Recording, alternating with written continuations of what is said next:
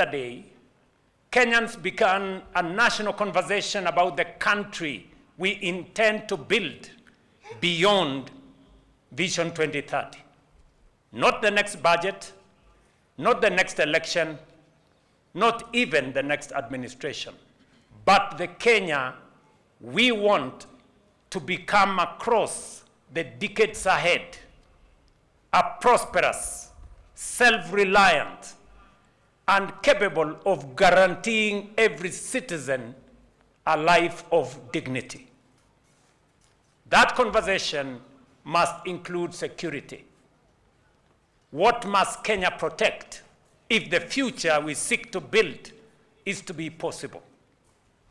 What must be built today to secure the nation we intend to become in 20, 30, or 50 years from now?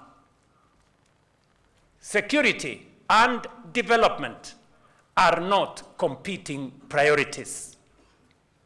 They are the same foundation viewed from two different directions. Security enables development. Development strengthens security.